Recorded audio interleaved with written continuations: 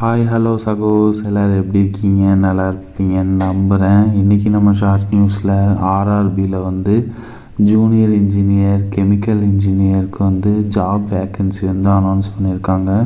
கிட்டத்தட்ட 1048 வேக்கன்சிஸ் வந்து அனௌன்ஸ்மெண்ட் பண்ணியிருக்காங்க.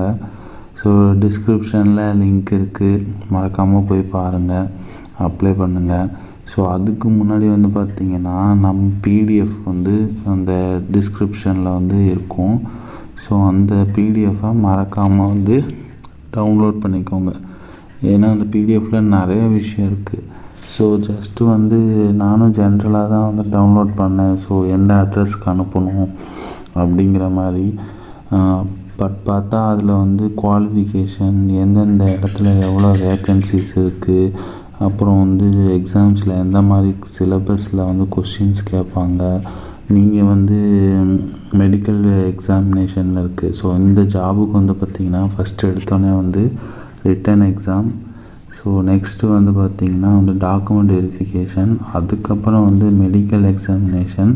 ஸோ அதுக்கப்புறம் தான் வந்து பார்த்திங்கன்னா உங்களோட அந்த மெடிக்கல் எக்ஸாமினேஷனு, ஸோ எந்தெந்த இடத்துல என்ன தேவைப்படுது, எந்த கேட்டகிரியில் வந்து நீங்கள் வருவீங்க, எஸ்சியா, எஸ்டியா, ஓபிசியா, ஸோ ஸ்பெஷல் டிசபிலிட்டி கேட்டகிரியா, ஸோ இதெல்லாம் பார்த்துட்டு உங்களுக்கு வந்து போஸ்டிங் போடுறாங்க. ஸோ அதை பற்றின எல்லா டீட்டெயில்ஸுமே வந்து இந்த பிடிஎஃப்பில் தான் இருக்குது. ஸோ மறக்காமல் வந்து ஃபஸ்ட்டு பிடிஎஃப்பை வந்து டவுன்லோட் பண்ணிக்கோங்க. கிட்டத்தட்ட 74 பேஜஸ் இருக்கும். ஸோ இந்த 74 பேஜஸில் வந்து பார்த்திங்கன்னா நீங்கள் ஓபிசியாக இருந்தால் எந்த ஃபார்மேட்டில் வந்து உங்களுக்கு அந்த சப்மிட் பண்ணல சர்டிஃபிகேட் அது எந்த ஃபார்மேட்டில் இருக்கணும், எஸ்சி எஸ்டியாக இருந்தால் எந்த ஃபார்மேட்டில் இருக்கணும், நீங்கள் வந்து இப்போது அந்த அப்ளிகேஷன் ஃபீஸுக்கு வந்து கன்செஷன் கேட்குறீங்க அப்படின்னா அதுக்கு ஒரு ஃபார்மேட் இருக்குது. ஸோ அந்த ஃபார்மேட் வந்து எப்படி இருக்கணும் அப்படிங்கிற மாதிரி கம்ப்ளீட் டீட்டெயிலு இந்த பிடிஎஃப்பில் தான் இருக்குது. ஸோ பிடிஎஃப்பை மறக்காமல் டவுன்லோட் பண்ணி எல்லாத்தையும் வந்து கோ த்ரூ பண்ணிக்கோங்க.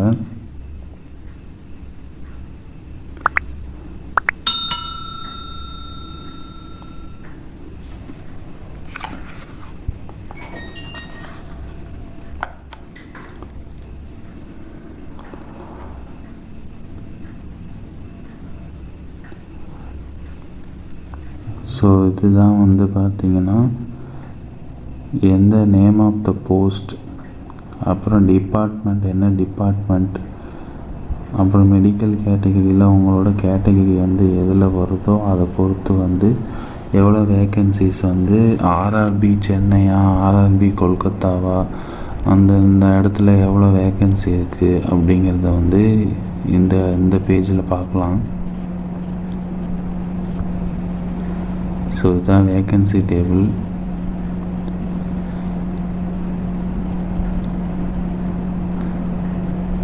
ஸோ ஆர்ஆர்பி அமீரில் பார்த்திங்கன்னா கிட்டத்தட்ட வந்து ஒரு 200 வேக்கன்சிஸ் இருக்குது. ஆர்ஆர்பி பெங்களூரு. ஸோ இந்த மாதிரி ஒவ்வொரு ஸ்பெசிஃபைடு வந்து ரயில்வே ரெக்ரூட்மெண்ட் போர்டில் வந்து அந்தந்த ஏரியாவில் வந்து எவ்வளோ வேக்கன்சிஸ் இருக்குது அப்படிங்கிறத வந்து தெளிவாக அதில் வந்து மென்ஷன் பண்ணியிருக்காங்க.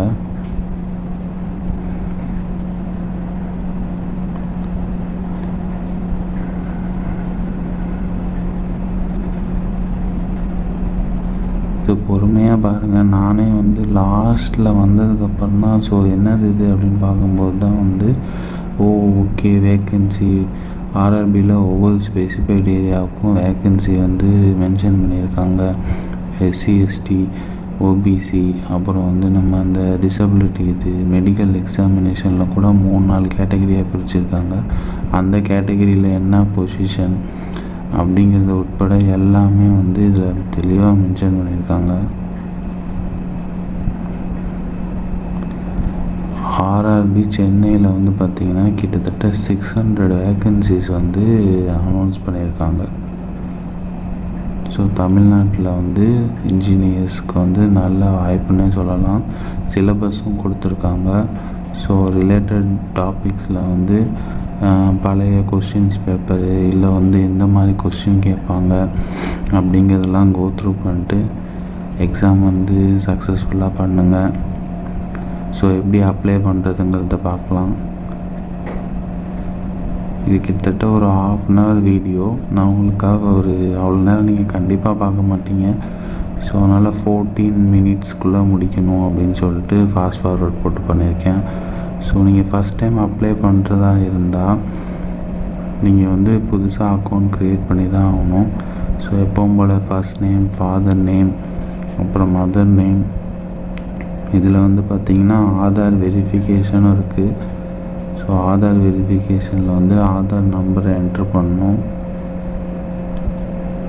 ஸோ ஆதார் நம்பரை வந்து என்ட்ரு பண்ணோன்னே பார்த்திங்கன்னா அது ஒரு தனி பேஜாக ஓப்பன் ஆகும். ஒன்று நான் அந்த பேஜிலேருந்து நான் வந்து ப்ளர் பண்ணிடுவேன் வீடியோவை. ஏன்னா வந்து பர்சனல் டீட்டெயில்ஸை வந்து யூடியூப்பில் வந்து போடும்போது கம்யூனிட்டி கைட்லைன்ஸுன்னு சொல்லிட்டு அந்த வீடியோவே பிளாக் பண்ணிடுறாங்க. அது டெலீட் பண்ணுற மாதிரி ஒரு சுச்சுவேஷனே இல்லை. அந்த வீடியோ கண்டிப்பாக டெலீட் பண்ணி தான் ஆகணும். ஸோ அதனால் வந்து இந்த வீடியோ வந்து இந்த இடத்துலேருந்து நான் ப்ளர் பண்ணிடுறேன். ஸோ நேம் வந்ததுலேருந்தே நான் ப்ளர் பண்ணிடுறேன். ஸோ ஆதார் கார்டில் இருக்கிற மாதிரியே வந்து நேமை கரெக்டாக அடிங்க. லைக் வந்து ஃபஸ்ட் எழுத்து கேபிட்டல், மீதி எழுத்துலாம் ஸ்மால் லெட்டர், அப்புறம் கேப் விட்டு இனிஷியல் நான் போட்டிருப்பேன். ஸோ அதே மாதிரி அடிக்கும்போது தான் ஆதார் வெரிஃபைட் ஆகிடுச்சு அப்படின்னு சொல்லி வந்துச்சு எனக்கு. ஸோ அதுக்கப்புறம் வந்து பார்த்திங்கன்னா கான்டாக்ட் டீட்டெயில்ஸ் கொடுக்கணும்.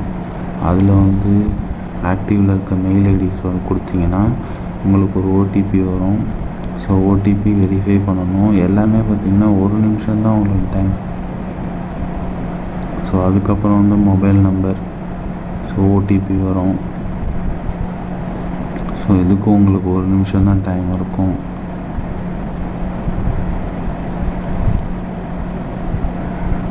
ஸோ அதுக்கப்புறம் வந்து பார்த்திங்கன்னா உங்களோட பாஸ்வேர்ட் செட் பண்ணணும்.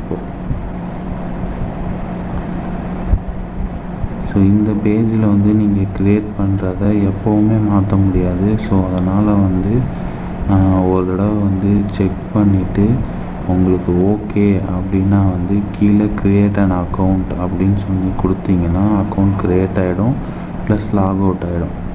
ஓகேங்களா? அப்படி இல்லை மாற்றணும் சில விஷயங்கள்னால் எடிட்டுங்கிற ஆப்ஷன் இருக்கும்.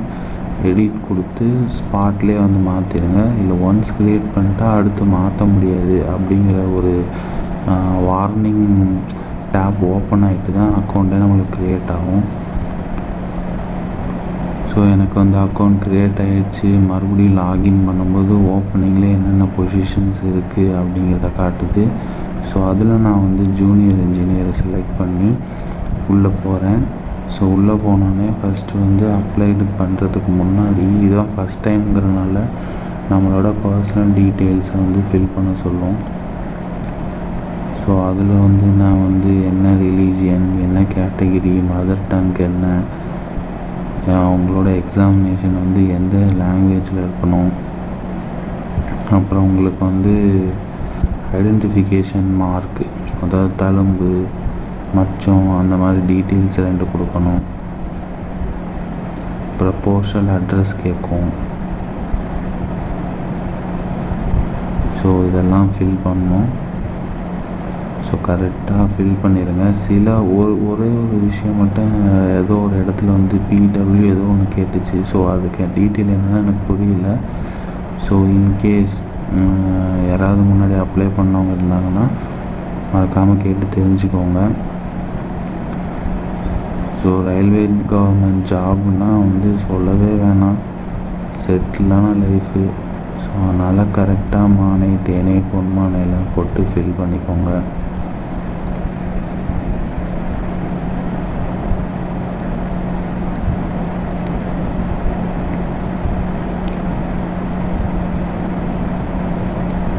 ஸோ நீங்கள் ஓபிசியாக இருந்தால் அந்த பிடிஎஃப்பில் இருக்கிற ஃபார்மேட்டை வந்து டவுன்லோட் பண்ணி அதில் வந்து நீங்கள் சைன் வாங்கி அந்த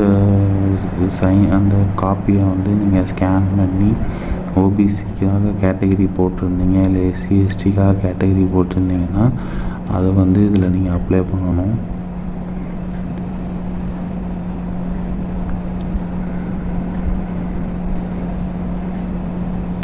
ஸோ பர்சனல் டீட்டெயில்ஸ் வந்து நான் வந்து கம்ப்ளீட் பண்ணிட்டேன்.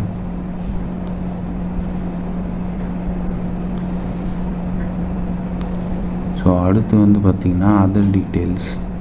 ஸோ அதர் டீட்டெயில்ஸில் வந்து நீங்கள் எக்ஸ் சர்வீஸ் மேனா, இல்லை வந்து டிசபிலிட்டி இருக்கா உங்களுக்கு, எக்கனாமிக்கலி பேக்வர்ட் கிளாஸா, அப்புறம் வந்து ரயில்வேஸில் இதுக்கு முன்னாடி உங்களுக்கு தெரிஞ்சவங்க யாராவது ஒர்க் பண்ணியிருக்காங்களா, அப்புறம் வந்து உங்கள் பேங்க் அக்கௌண்ட் நம்பரு, ஐஎஃப்எஸ்சி கோடு இதெல்லாம் என்ட்ரு பண்ணணும். ஏன்னா வந்து ஏதோ ஃபண்டு வந்து ரீஃபண்ட் ஆகணுன்னா உங்கள் பேங்க் அக்கௌண்ட் டீட்டெயில்ஸை நீங்கள் கொடுத்தாகணுன்னு இருக்குது.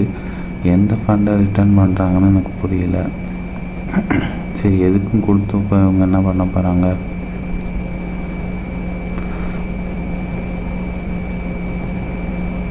ஸோ ஒவ்வொன்றும் வந்து நீங்கள் சேவ் பண்ண ஜஸ்ட்டு ஸ்க்ரோல் டவுன் பண்ணாலே போதும். ஒவ்வொரு கேட்டகிரியும் ஆட்டோமேட்டிக்காக ஓப்பன் ஆகி உங்களோட டீட்டெயில்ஸ் வந்து கண்டினியூஸாக கேட்கும்.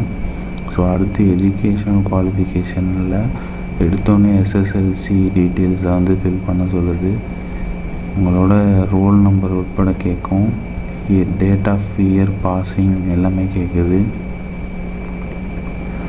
ஸோ ஒன்ஸ் நீங்கள் வந்து 10th வந்து கம்ப்ளீட் பண்ணதை வந்து இது கொடுத்துட்டிங்கன்னா ஆட் கொடுக்கணும். ஆட் கொடுத்தோன்னா வந்து பார்த்திங்கன்னா அது வந்து ஒரு டேப்லெட் காலத்தில் போய் சேவ் ஆகிடும். சரி, நீங்கள் அடிஷ்னலாக வந்து டிகிரி பண்ணியிருக்கீங்க, அப்புறம் வந்து பிஜி பண்ணியிருக்கீங்க அப்படிங்கிற டீட்டெயிலை வந்து நீங்கள் வந்து அட்டாச் பண்ணோன்னா மறுபடியும் ஆட் கொடுத்தீங்கன்னா அது ஒரு தனி டேப்லெட் காலம் மாதிரி மறுபடியும் வந்து என்ட்ரு பண்ண சொல்லுவோம். ஸோ அதெல்லாம் என்ட்ரு பண்ணி காலேஜு, டிஸ்ட்ரிக்கு, ஸ்டேட்டு, எந்த டேட்டில் பாஸ் அவுட் ஆனீங்க எல்லா டீட்டெயிலும் வந்து கம்ப்ளீட் பண்ணி ஜஸ்ட் ஆடு கொடுத்துட்டு போகலாம். ஸோ ஆட் கொடுத்து முடிச்சுட்டு நெக்ஸ்ட்டு கொடுத்தீங்கன்னா அதுக்கப்புறம் வந்து பார்த்திங்கன்னா உங்களோட ஃபோட்டோ, அப்புறம் வந்து சிக்னேச்சர் டிஜிட்டல் சைனில், ஓகேங்களா? ஸோ உங்களோட ஃபோட்டோ வந்து எப்படி இருக்கணுங்கிறதெல்லாம் டீட்டெயிலில் வந்து கீழே தெளிவாக கொடுத்துருக்காங்க. ஸோ நான் உங்களுக்கு முன்னாடியே சொல்லிடுறேன், ஒயிட் பேக்ரவுண்டில் ஃபோட்டோ ப்ரொஃபஷ்னலியாக இருக்கணும், ஓகேங்களா? உங்களுக்கு வந்து செல்ஃபி ஃபோட்டோ, அப்புறம் வந்து ஃபோட்டோ எடுக்கும்போது கண்ணாடி போட்டிருக்கிறது, கேப் போட்டிருக்கிறது, இதெல்லாம் வந்து சரியாக ஃபோட்டோ வந்து சைடில் எடுக்கிறது அப்படிலாம் இல்லாமல் நேராக ஃப்ரண்ட் ஃபேஸாக இருக்கணும். ஸோ ஃப்ரண்ட் ஃபேஸாக இல்லாமல் ஒயிட் பேக்ரவுண்டாக இல்லாமல் இருந்துச்சுன்னா ஃபோட்டோ ரிஜெக்ட் செய்யப்படும்னு போட்டிருக்கு. அடுத்து உங்களோட சைன் வந்து 50 இதில் இருக்கணும், 50x20 சைஸில். ஸோ மறக்காமல் வந்து பார்த்து கரெக்டாக அப்ளை பண்ணிக்கோங்க. ஸோ அவ்வளோதாங்க, ஜாப் அப்ளிகேஷன் முடிஞ்சது. ஸோ நல்லபடியாக அப்ளை பண்ணி இந்த வேலை கிடைக்க என்னுடைய மனமார்ந்த வாழ்த்துக்கள். ஸோ இந்த நியூஸ் உங்களுக்கு பிடிச்சிருக்குன்னு நினைக்கிறேன். மறக்காமல் லைக் பண்ணுங்கள், நீங்கள் யூஸ் பண்ணிக்கோங்க. யூஸ் பண்ணுறவங்களுக்கு நம்ம வீடியோவை ஷேர் பண்ணுங்கள். அப்புறம் தொடர்ச்சியாக கண்டினியூஸாக வேலை சம்மந்தமான நியூஸுக்கும் வித்தியாசமான நியூஸுக்கும் நம்ம சேனலை சப்ஸ்கிரைப் பண்ணி ஸ்டே டியூன்டாக இருங்க. சப்போர்ட் பண்ணுங்கள். பாய்.